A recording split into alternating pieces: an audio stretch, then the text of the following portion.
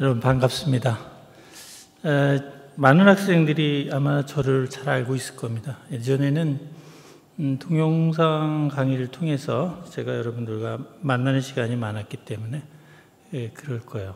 창업가 기업가 정신이라는 과목에서도 아마 첫 강좌를 제가 맡고 있고, 또 대학생과 진로 설계에도 아마 첫 강좌가 아마 제가 들어가 있을 거예요.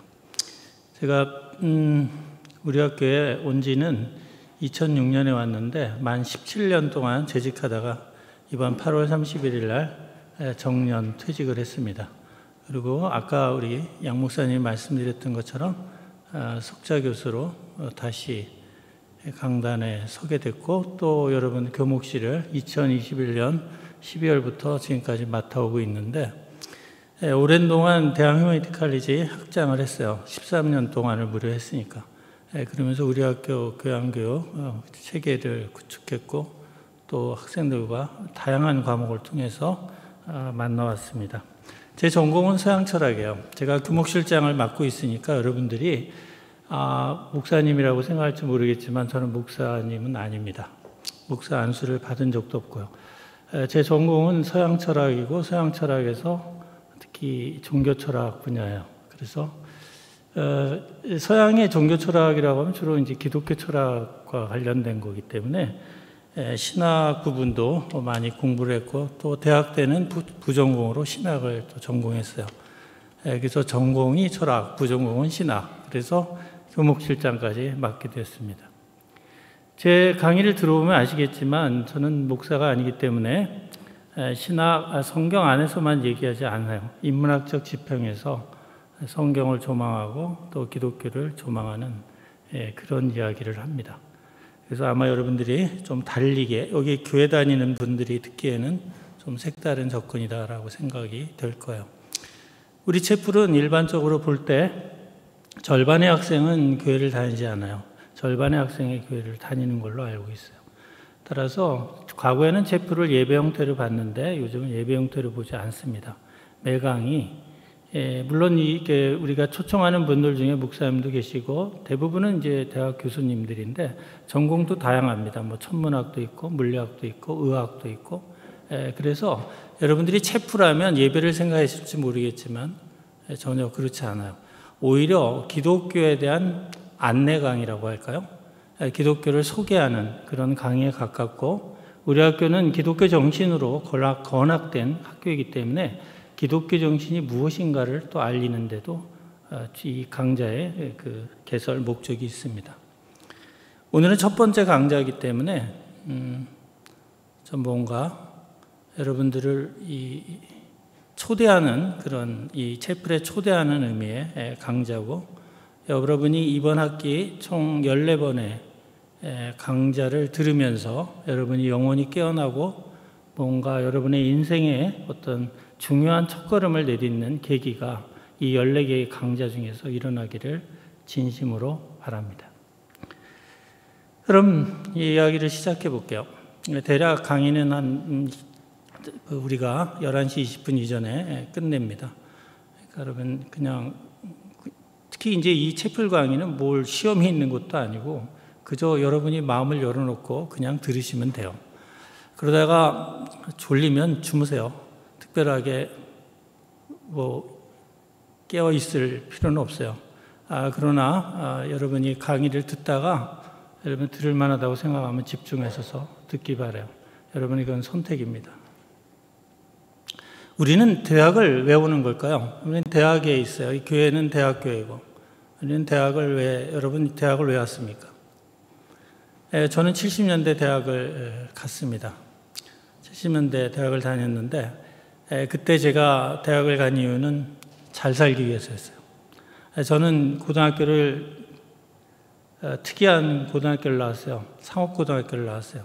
저희 때는 어려운 학생들이 많아서 그 당시에는 인문계보다 상업고등학교나 공업고등학교에 진학하는 학생이 많았는데, 저는 덕수상업고등학교라는 상업고등학교를 나왔어요. 그리고 고등학교 3학년 때쯤 진로를 바꿔서 대학을 가야겠다는 생각을 갖고 공부를 해서 대학을 들어왔어요. 아까 양승진 목사님이 얘기했지만 그래서 서강대를 들어갔습니다. 서강대를 계열별로 입학해서 7개 학과가 있는 문과대학을 다녔고 그중에 1학년 말에 학과를 선택하는데 소신 지원을 해서 단 2명만 선택하는 철학과를 선택해서 철학과를 들어갔어요. 그때부터 지금까지 45년간 대학 밖을 한 번도 나온 적 없고 대학에서 철학을 쭉 공부했고 또 절반은 철학을 공부하는 데 썼고 절반은 학생들을 가르치는 데 썼어요. 제가 대학을 가게 된 이유는 잘 살기 위해서였어요. 잘 살기 위해서. 여러분들도 아마 목적은 저와 마찬가지일 것 같아요. 누구는 자기가 원하는 일을 하기 위해서 또는 좋은 직업을 갖기 위해서 다양한 이야기가 있겠지만 이유가 있겠지만 결국은 한 가지로 모아져요. 잘 살기 위해서요. 그럼 어떻게 하는 것이 잘 사는 것인가? 많은 사람들이 잘 산다는 것은 이제 우리가 세상적으로 볼 때 출세하고 성공하는 것을 잘 산다고 생각해요. 돈을 많이 벌거나 아니면 높은 지위에 오르는 거죠. 그런데 흥미있는 것은 돈을 많이 벌고 또 높은 지위에 이른 사람들이 자신의 인생에 대해서 얘기할 때 종종 자기가 인생을 잘못 살았다고 얘기하는 경우를 많이 보게 돼요. 인생에 대한 엄정한 평가자는 외부 사람이 아니에요. 나의 이웃이나 내 주변의 사람들이 내 인생의 평가자가 아니라 사실은 가장 엄정한 그리고 냉혹한 평가자는 바로 자기 자신이에요. 자기 자신이 볼 때, 자기 인생을 뒤돌아볼 때 자기 인생이 정말 잘 산 인생인지 그렇지 못한 인생인지 냉혹한 결정이 이루어지죠. 근데 저는 이제 돈 많이 번 사람도 종종 만나봤고 또 높은 지위에 오른 사람도 종종 만나봤지만 그 사람들이 우리가 생각한 것만큼 행복하지도 않고 또 그들이 스스로 생각하기에 인생을 잘 살았다고 생각하는 사람도 그리 많지 않음을 알 수 있어요. 여러분이 잘 아는 오늘날 21세기 최고의 히어로가 아마 스티브 잡스일 거예요. 스티브 잡스는 56세 2011년에 췌장암으로 사망했어요. 그 당시 그가 갖고 있던 재산은 무려 8조 원이었어요. 세계 부자 랭킹 110위였고 미국 내 34위였어요. 그는 그렇게 성공을 거두했음에도 그가 죽는 자리에서 그런 유언을 남겼어요. 자기는 인생을 잘못 살았다. 많은 귀중한 것을 놓쳤다는 거죠. 우리가 인터넷에 쳐보면 숱한 그 스티브 잡스에 대한 이야기 또 그의 유언에 대한 이야기들이 나올 거예요. 시간이 되면 나중에 한번 꼼꼼히 읽어보세요. 굉장히 우리에게 귀중한 교훈을 우리에게 주고 있어요. 스티브 잡스가 스마트폰이라는 인류 문명의 정말 획기적인 혁신적인 제품을 통해서 새로운 미래를 연 인물로만 기억하지만 저는 또 다른 의미에서 그렇게 성공을 거둔 인물이 우리에게 남긴 유언은 또 다른 훌륭한 업적이라고 생각해요. 권력도 마찬가지죠. 제가 우리나라 대통령 중에 한 분이 대통령이 되고 나서 대통령 괜히 됐다고 얘기하는 걸 들었어요. 그 말을 들으면서 그렇게 높은 자리에 올랐다면 누구나 만족하고 인생을 잘 살았다고 생각해야 하는 게 당연하지만 최고의 권력에 오른 그 사람도 자기 인생을 잘 살았다고 생각하지 않는 거예요. 따라서 우리가 세상적으로 얘기하는 출세나 성공은 인생을 잘 살고 못 살고의 기준이 될 수가 없고 또 그것이 과연 우리가 인생을 잘 살기 원하는 사람들이 추구해야 될 목표인가 의문을 갖지 않을 수가 없어요.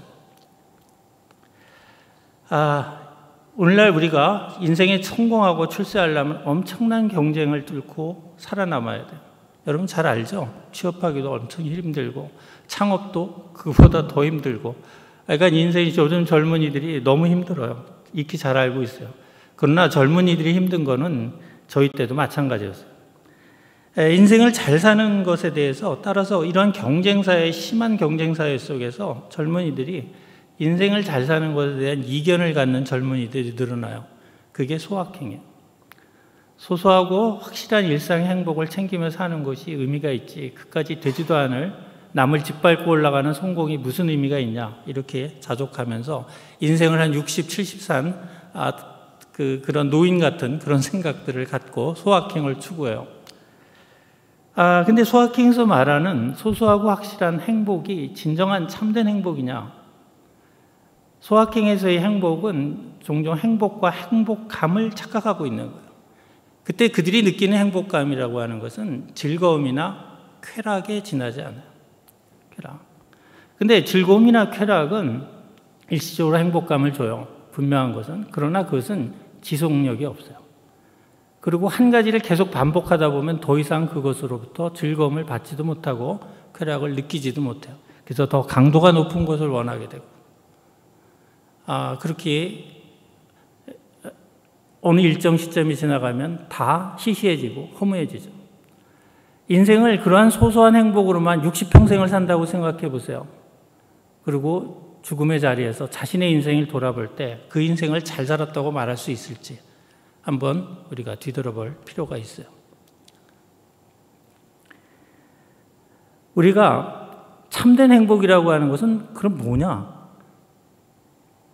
많은 책에서 행복에 대한 이야기가 진행되지만 아리스토텔레스에 따르면 참된 행복이란, 저는 아리스토텔레스 말에 동의해요.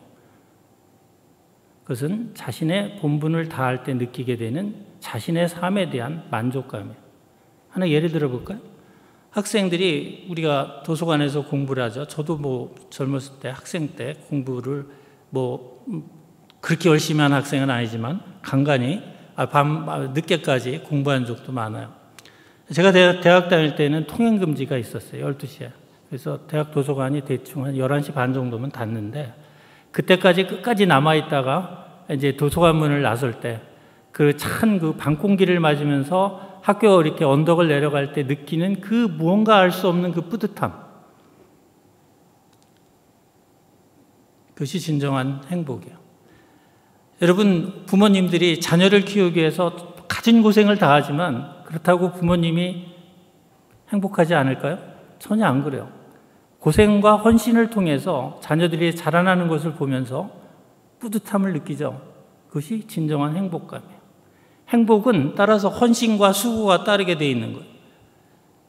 그냥 우리가 놀면서 그냥 쾌락을 즐기는 데서 행복이 오는 것이 아니라 우리에게 맡겨진 나름대로의 본분을 다할 때 우리가 행복을 갖게 되는, 행복을 느끼게 되는 거예요. 따라서 자신의 인생에 대한 만족감. 따라서 누구도 제3자가 나의 인생을 평가해 줄 수가 없어요. 그건 오직 자신만이 알 수가 있어요. 자, 그렇다면 우리가 인간으로 살아가면서 지켜야 될 마땅한 본분이 대체 뭐냐? 두 가지가 있어요. 모든 사람은 직업을 갖고 있죠. 따라서 직업인으로서의 본분이 있고, 또 하나는 모든 직업을 떠나서 인간으로서의 본분이 있어요. 이 두 가지를 다 잘할 수 있을 때 인간은 자신의 삶에 대한 만족감을 가질 수가 있어요. 그런데 왕왕 직업으로서의, 자기의 직업인으로서의 자신의 소명을 다하는 데는 대부분의 사람들이 열심히 해요. 물론 간간히 자신의 직업을 시원찮게 하는 사람들도 많아요. 그러나 대부분은 열심히 해요. 그래야 높은 자리에 오르고, 그래야 돈도 많이 벌고 더 윤택한 삶을 살 수 있기 때문에 그래요. 그런데 인간으로서의 본분에 최선을 다하는 사람들은 그리 많지 않아요. 그래서 인생을 되돌아보면서 자신의 인생을 잘 살았다고 결론을 내리기 힘들어지는 거예요. 아까 소두에 스티브 잡스를 얘기했지만 스티브 잡스는 직업인으로서는 잘 살았어요. 그러나 인간으로서는 제대로 살지 못했어요. 그렇기 때문에 그는 자신의 인생을 돌아보면서 자신의 인생을 잘 살았다고 평가를 내릴 수 없었던 거예요. 직장인으로서 잘 산다는 것, 제가 직업이 교수잖아요. 교수로서 잘 산다는 것은 연구에 최선을 다하고 내가 연구한 것을 학생들에게 또 알려주고 전수하고 하면서 연구와 교육이 선순환되는 그런 구조를 갖고 교수로서 최선을 다하는 거죠. 그렇게 할 때 제가 농사를 짓지 않고도 밥을 먹을 수 있는 것은 저의 수고가 무언가 사회에 기여를 하기 때문이에요. 근데 여러분이 강의를 들으면서 저 교수한테 뭐 들을 게 별로 없어, 맨날 똑같은 소리만 해, 이러면서 강의를 듣는다면 저는 교수로서의 제 몫을 다하지 못하고 있는 거예요. 여러분이 예를 들면 집에 전자기기가 고장나서 수리기사를 불렀어요. 근데 수리기사가 예를 들면 얼마 전에 우리 집에 LG 건조기를 쓰는데 수리기사가 왔는데 아주 멋지게 고치고 갔어요. 서비스도 만점이고. 근데 만약에 어떤 수리기사가 와서 고쳐놨는데 형편없이 고쳐놨어요. 그러면 시간과 뭐 여러 가지를 우리가 손해보면서 투덜거려야 되죠. 그러면서도 그 수리기사는 대가를 받아갔어요. 그는 어떤 면에서 본다면 사회에 제 역할을 못하는 거죠. 사회에 기여를 못하는 거죠. 모든 사람은 자신의 직업을 통해서 사회에 기여하고 있는 거예요. 여러분이 밥을 먹고 사는 이유는 무언가 다른 기여를 하고 있고 여러분들은 지금 준비하는 기간이죠. 그러나 여러분들이 제 몫을 해야 될 때가 와요. 여러분들은 아직 부모님 슬하에서 양육되고 있기 때문에 그렇지만 여러분이 돈을 벌지 못하고 성인이 되고 그랬는데도 돈을 벌지 못한다면 누군가에게 짐이 되는 거예요. 그래서 직업인으로서 잘 살아야 되고 또 어떤 직업을 가졌다면 그 분야에 최고가 되도록 노력해야 돼요. 최고가 되도록.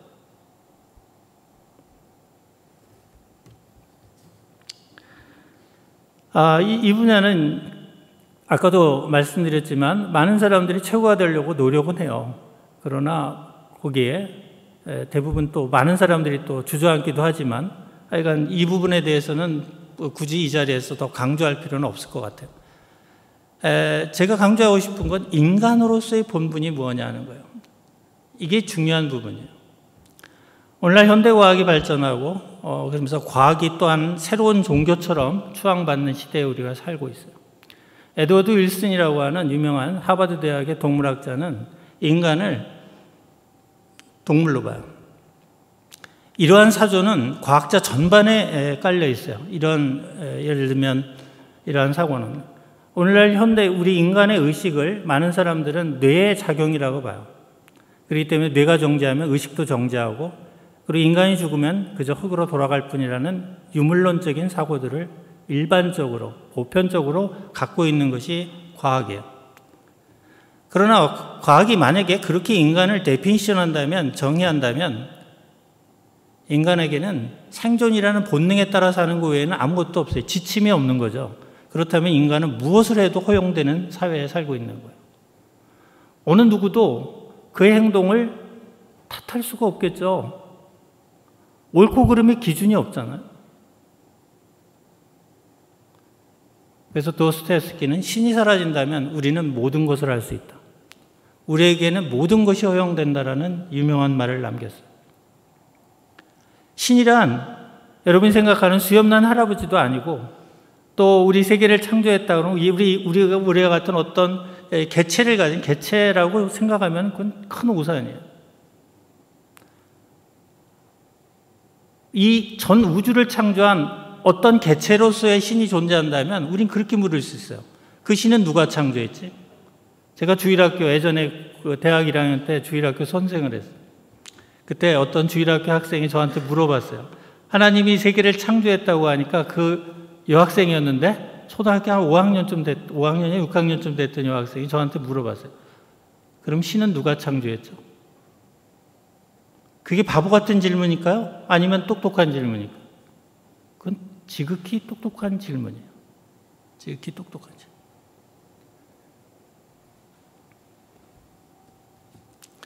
신은 모든 존재의 근거예요. 그리고 또 한편에 있어서는 모든 지침에 인간의 삶을 살아가는데 옳고 그름의 기준 그 자체, 만약에 신이 없다면 그 기준은 그 어디에서도 나올 수가 없어요. 옳고 그름은 없어요. 다름만이 존재할 뿐이지. 그게 포스트 모더니적 사고고. 만약에 그런 사고로만 모든 사람이 생각을 한다면 과연 이 사회가 유지될까요? 물론 유일하게 한 사회를 유지하기 위해서 법이라는 것을 만들겠죠. 그러나 늘 법을 흔들겠죠. 인간의 자유라는 측면에서. 또 10사람의 파수꾼이 한 명의 도둑을 막지 못해요. 기본적으로 법을 어기려고 하는 마음을 갖고 있는 사람들은 늘 법망을 피해가려고 노력해요. 따라서 그런 사회는 위태로운 사회예요. 법만으로 사회의 질서를 잡으려는 사회는. 법을 지키려는 마음이 선행되지 않는 한 어떤 법도 제대로 기능할 수가 없어요. 우리가 바다를 항해할 때 과거 옛날에 고대인들은 나침반이 없었을 때는 어떻게 항해를 했을까요? 그것은 별자리를 보고 항해했어요. 우리가 어떤 길을 가려면 분명히 변하지 않는 어떤 기준, 가치의 기준이 있어요. 우리 모든 행동은 가치에 따라 움직여요. 가치 판단에 따라. 우리가 신을 믿는다는 것은 그러한 가치 체계를 믿는 거예요. 하나의 세계관을 갖는 거죠. 예를 들면 유물론적인 세계관을 가질 건지, 어떠한 기준도 없다고 생각하는 유물론적 세계관을 가질 건지, 아니면 명확한 기준이 있다고 하는 유신론적인 세계관을 가질 건지. 이거는 선택이에요. 그러나 인류는 오랜 동안 유신론적 세계관을 선택해서 오늘날 문명을 이어오고 있어요. 그러나 오늘날 심각한 도전을 받고 있죠. 과학을 통해서. 그리고 그것과 더불어 포스트 모더니즘이 오늘날 자리하고 있고 가치의 경계가 흔들리고 있어요.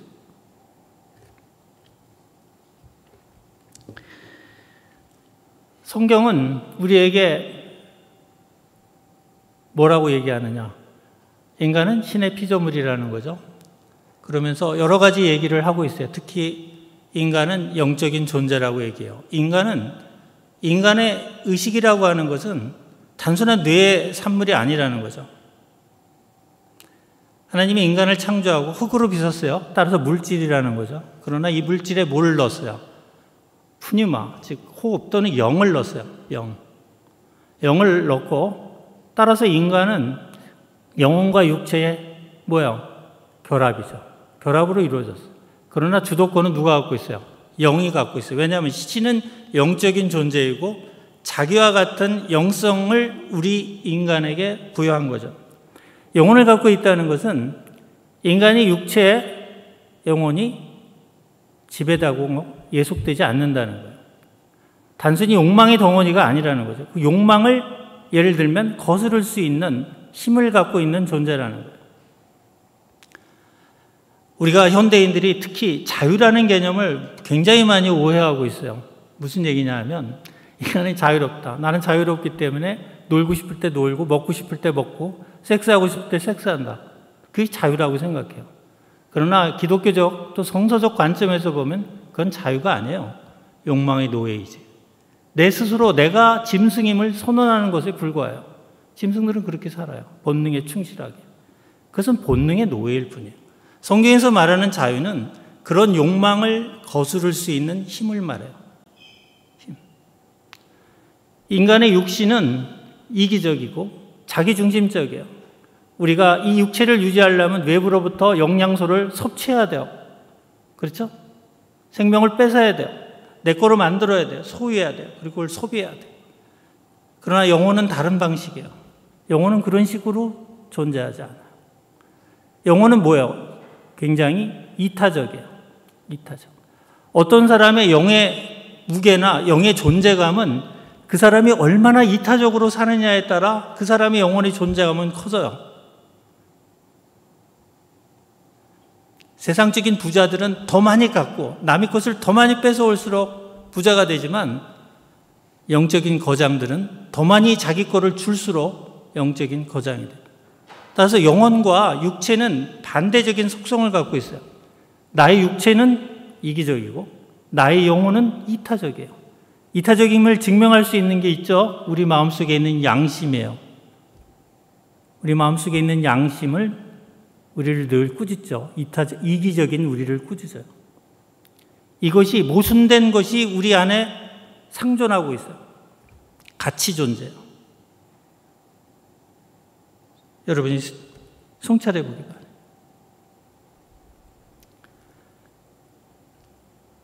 많은 사람들이 그래요. 인간의 정신이라고 하는 것은 뇌 현상에 불과하다. 그러나 저는 그렇게 생각하지 않아요. 우리가 컴퓨터를 예를 들어 볼까요? 컴퓨터를 우리가 사오면 컴퓨터를 전원에 꽂았다고 해서 그대로 구동되는 게 아니죠. 거기 운영 체계를 깔아야 돼요. 그런 소프트웨어예요. 우리 육체가 성경은 그렇게 가르쳐요. 우리 육체는 부모로부터 생성되지만 그 안에 하나님이 주시는 영혼, 즉 일종의 운영체계죠. 그게 깔리지 않으면 인간은 살아 존재할 수가 없어요.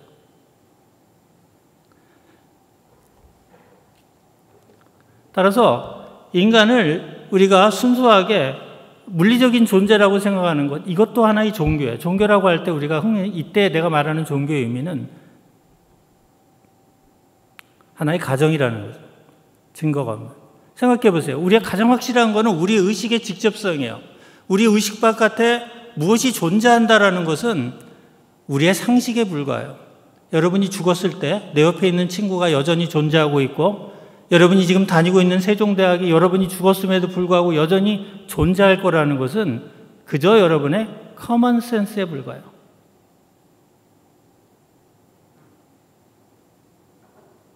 이 세계의 근원이 물질이라고? 그걸 누가 얘기해요? 물질이라는 것은 우리가 오감을 통해서 우리가 물질이라고 인식한 것들 뿐이에요. 그러나 사실 더 정확하게 얘기하면 우리가 오감이 닫힌다면 그 세계에 어떤 것이 존재하는지 아무도 알 수가 없어요. 우리는 전혀 몰라요. 그래서 18세기 영국의 철학자인 조지 버클리는 세상은 지각됩니다. 즉 존재함이란 지각됩니다. 즉 오감을 통해서 지각된 것만이 존재한다라는 거예요. 한번 생각해 보세요. 어떤 이 하얀 컵이 있습니다. 이 하얀 컵을 인간이 볼 때, 또 다른 동물이 볼 때, 파리가 볼 때, 개가 볼 때 다 모습이 똑같이 보일까요? 그러면 사람이 볼 때와 개가 볼 때와 파리가 볼 때 어떤 모습이 이 컵의 진짜 모습일까요? 인간이 본 것이 이 컵의 참된 모습일까요? 그건 인간 중심주의죠. 우리는 외부로부터 어떤 정보를 받아들이고 그것을 사물이라고 인식해요. 그러나 우리 의식 바깥에 실제로 그것이 어떤 형태로 존재하는지는 아무도 몰라요. 우리가 영화 매트릭스를 보면 결국 우리는 통 안에 든 사람이지만 결국 우리가 경험하는 모든 세계는 결국 컴퓨터가 조작해내는 사이버월드라고 얘기하고 있잖아요. 하나님도 전지전능한 하나님이 계시다면 우리가 사는 이 세계를 얼마든지 사이버월드로 만들 수 있겠죠. 형태는 다르겠지만. 따라서 우리 영혼에 모든 것을 자료로 넣어주기만 하면 돼요. 그렇게 해서 창조가 이루어지는 거예요. 그래서 조지 버클리는 세계가 하나님의 말씀으로 창조됐다는 것은 결국은 인간의 정신 안에서 모든 것이 창조됐다는 거예요. 따라서 물질이나 애시당초 존재한 적이 없다는 거예요. 모든 것은 정신 안에서 이루어진다는 거예요. 과연 이거를 반박할 수 있겠느냐 하는 거예요. 우리가 물질이 있음을 얘기하려면 또 우리가 나의 정신이 나의 의식의 산물이 아니라는 것을 입증하려면 어떻게 해야 돼요? 내가 나의 의식의 매트릭스를 벗어나서 제3자의 입장에서 나의 뇌와 의식을 비교할 수 있어야 돼요. 확증할 수 있어요. 물론 과학자들이 다른 사람의 뇌를 놓고 다른 사람의 의식과의 예를 들면 커러스폰던스를 확인해요. 그러나 그건 어디까지나 나의 의식의 사실일 뿐이에요. 외부로부터 들어오는 정보이고.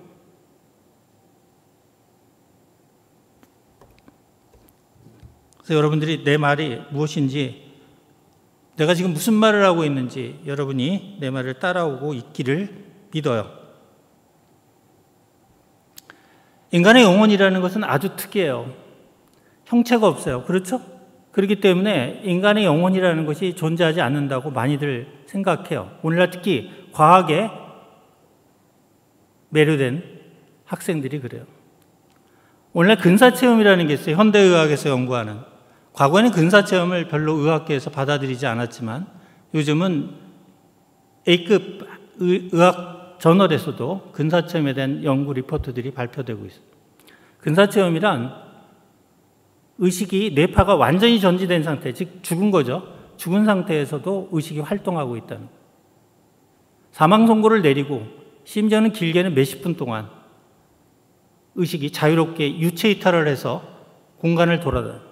그리고 그런 것이 깨어난 사람들의 증언에 의해서 보고해요.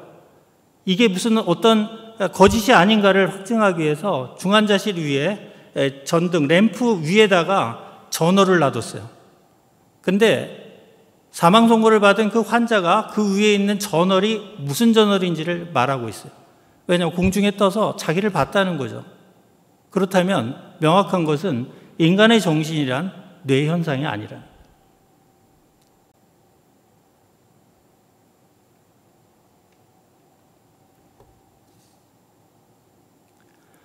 우리가 과학을 통해서 우리에게 일상의 편일성을 제공하고 또 과학이 밝히는 여러 가지 신기술들을 통해서 인간의 삶이 윤택해졌어요.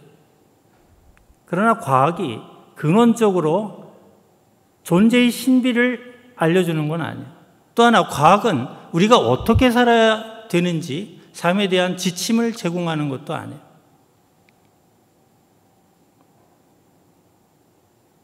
어떤 삶이 인생을 의미 있게 하는지, 인간의 본분은 무엇인지 이것에 대해서 과학은 우리에게 말하지 않아요. 우리가 학교를 다니면서 그저 과학을 접하기만 하고 과학을 통해서 지식만 배운다면 아마 인간은 짐승처럼 살 거예요. 왜냐하면 본능이 가장 강하기 때문에 그래요. 인간은 영을 갖고 있지만 본능이 그 영의 힘을 눌러요. 특히 오늘날 현대 문명은 그 영의 유혹을, 육체의 유혹을 오히려 부추기고 그것을 즐기라고 권장해요. 우리가 TV만 보면 온갖 광고들이 우리에게 유혹하잖아요. 욕망을 채우라고. 끊임없이. 밤 한 10시쯤 넘으면 맥주 광고가 나오고, 그렇죠? 그 다음에 그 12시에 넘으면 이상한 예를 들면 그 영화나 예를 들면 이상한 프로들이 나오기 시작해요. 온갖 유흥문화로 도배가 돼 있어요. 넷플릭스 보세요. 온갖 잔인한 영화들, 온갖 인간의 욕망을 찬양하는 온갖 영화들로 가득 차 있어요. 과연 이것이 이런 것에 우리가 이런 것을 즐기며 사는 인생, 그리고 그런 것에 빠져 사는 삶이 과연 잘 사는 삶일까? 정말 여러분이 똑똑하고 정말 여러분이 인생을 제대로 살고 싶고 잘 살고 싶다면 우리가 이 시점에서 되돌아봐야 될 점이에요. 인생은 어느 날 갑자기 이제부터 좀 잘해봐야겠다고 하기에는 늦은 시점이 굉장히 많아요. 여러분의 시점, 여러분 때부터 인생의 방향을 설정하고 차근차근 준비해가는 게 필요해요. 그런 점에서 여러분들은 채플 강의를 비록 0.5학점짜리 여접한 학점의 채플 강의를 수강했다는 것 자체가 여러분이 자신의 인생에 대한 커미트먼트를 했다라고 생각해요. 아주 중요한 의미 있는 첫걸음을 놓았다라고 저는 생각해요. 그래서 이 자리에 앉은 여러분들을 칭찬해주고 싶은 마음이에요. 아까 얘기했지만 영혼은 형체가 없어요. 근데 특이해요. 영혼은 거울과 같아요. 거울과 같아가지고 서로가 서로를 비추는 거울이에요. 여러분 생각해 보세요. 나의 정체성은 어떻게 형성돼요? 여러분의 각자의 정체성은. 흥미있는 것은 나를 바라보는 각자, 나를 비추고 있는 내 주위의 사람들에 의해서 나의 정체성이 결정이 돼요. 나의 부모가 나를 어떻게 보는지, 내 형제가 나를 어떻게 보는지, 내 친구들이 나를 어떻게 보는지 이것들이 모여서 나의 정체성을 결정해줘요.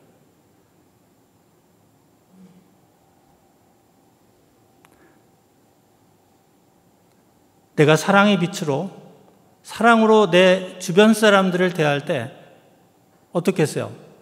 그들은 또한 사랑으로 나를 비춰요. 따라서 나는 긍정적인 셀프 자아상을 갖게 돼요. 셀프 이미지를 갖게 돼요.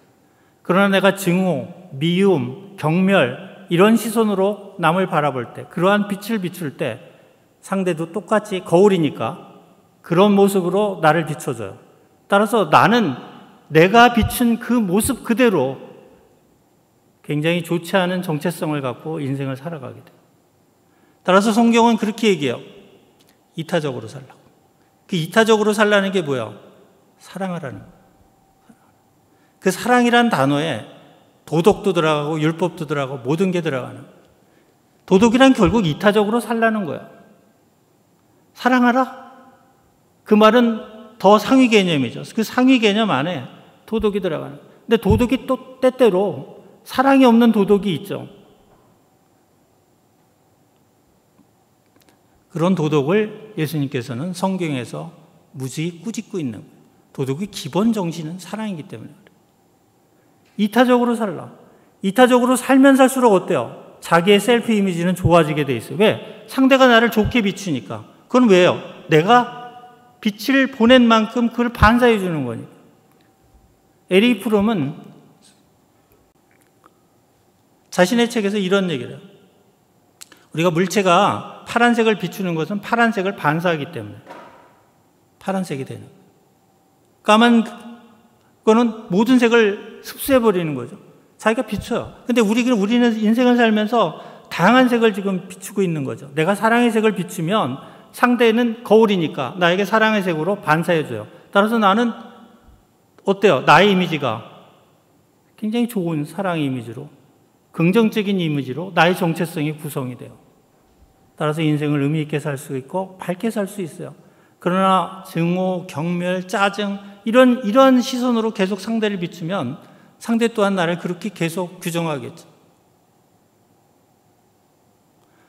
이타적으로 살라는 것은 결국은 자기에게 도움이 되는 거예요.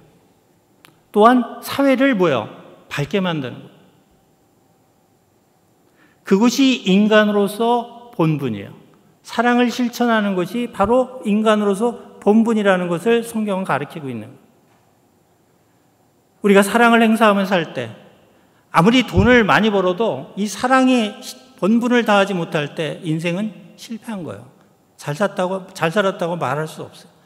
그러나 우리가 구멍가게를 하던 아니면 우리가 청소를 하던 또 무슨 직업을 갖던 우리가 이 인간으로서의 본분을 다한다면 그는 어떤 직업을 갖고 인생을 살았던 그 인생은 잘 산 인생이 돼요. 저는 여러분들에게 인생에서 성공하고 출세하라고 얘기하고 싶지 않아요. 왜냐하면 그 인생의 성공과 출세가 여러분의 인생을 망칠 수도 있기 때문에 그래요. 그러나 여러분들은 인간으로서의 본분을 다하고 살아보세요. 여러분의 인생은 나중에 눈을 감을 때 굉장히 내 인생에 대해서 만족감을 갖고, 즉 행복감 속에서 생을 마감할 수 있어요. 누구에게나 죽음은 찾아와요. 스티브 잡스가 56세란 그 젊은 나이에 죽을 줄 누가 알았겠어요. 세상에 8조 원이나 되는 그 많은 돈을 갖고도 그는 죽음을 피해가지 못했어요. 8조 원씩 벌면 이제 좀 써볼까 할 때 간 거예요.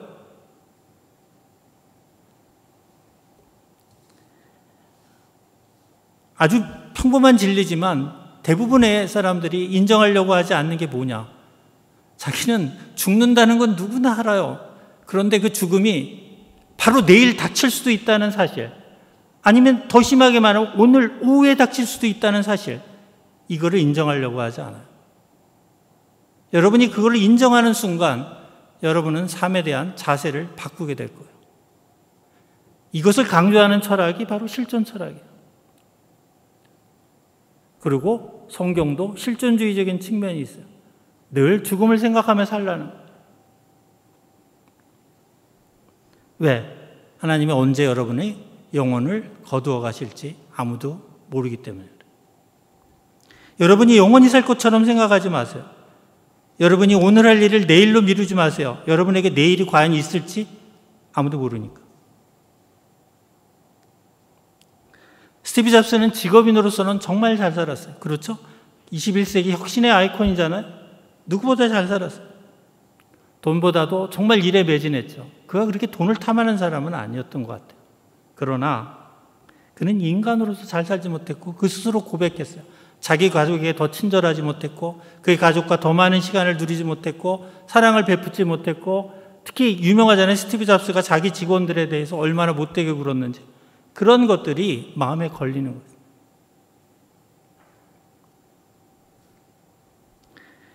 여러분 지금 대학생이에요. 대학은 직업인으로서 잘 사는 법을 가르치는 곳이에요. 여러분들이 여기에서 많은 지식과 기술을 배우면서 여러분이 그 분야의 최고가 되고자 노력하고 있어요. 밤을 새며 공부하기도 하고 열심히 해요. 그러나 대학은 이것만으로 끝난다면 대학은 학원이에요. 대학은 여러분이 인간으로서 잘 사는 법을 가르쳐야만 진정한 의미에 있어서의 대학이 될 수 있는 거예요. 대학에서 여러분 교양 수업으로 인문학을 들어요. 그렇죠? 인문학은 왜 우리가 사랑을 실천하며 살아야 되는지, 또 왜 우리가 종교를 가져야 되는지, 왜 유물론을 우리가 피해야 되는지, 이런 것들을 설득력 있게 이야기해줘요. 그러나 중요한 게 있어요. 이것을 아는 것과 그것을 실천하는 것은 별개의 문제라는 거예요. 우리가 담배가 몸에 나쁘다고 그래서 모두가 담배를 끊는 게 아니잖아요. 죽을 때까지 펴요. 의사가 너 계속 피면 죽는다라는 얘기를 들어야 그때나 끊어요. 우리가 머리로 이해하는 것이 행동으로 옮겨지지 않아요. 그러기에 종교가 필요한 겁니다. 종교는 그런 식으로 얘기하지 않아요. 종교는 두 가지가 있어요. 자력구원 종교가 있고 타력구원 종교가 있어요. 자력구원 종교는 스스로 이거를 깨닫고 마음의 수행을 통해서, 반복되는 수행을 통해서 그러한 것들을 멀리하는 거죠. 마음을 다스리고 유혹에 쫓기지 않고 인생의 중심 잡기라는 거죠. 그리고 선행을 베풀려고 힘쓰고, 이런 것이 자력구원 종교. 대표적인 종교가 불교죠. 반면에 타력구원 종교가 있어요. 그 대표적인 종교가 바로 기독교, 유도교, 이슬람교 같은 이런 종교들. 이런 종교들은 인간의 의지와 능력을 믿지 않아요. 이런 유혹을 뿌리칠 만큼 인간의 의지가 강하다고 생각하지도 않고 실천력이 강하다고 생각하지도 않아요. 그래서 기독교는 예수를 믿으면 예수님이 보내주시는 보혜사 성령을 통해서 그 성령이 우리 안에 내재할 때 우리는 옳고 그름을 분별할 수 있는 분별력이 생기고, 그 분별력에 따라 옳은 길을 따라갈 수 있는 우리에게 내적인 힘을 주신다는 거예요. 따라서 우리 힘으로 그런 것을 할 수 있다고 얘기하지 않아요. 이게 기독교예요. 여러분이 인문학을 통해서, 책 몇 권을 통해서 선한 사람이 되고 사랑을 베푸는 이타적인 사람이 결코 될 수 없어요. 작심삼일이라는 말이 있잖아요. 우리가 세상의 유혹을 이기기가 그렇게 쉽지가 않아요.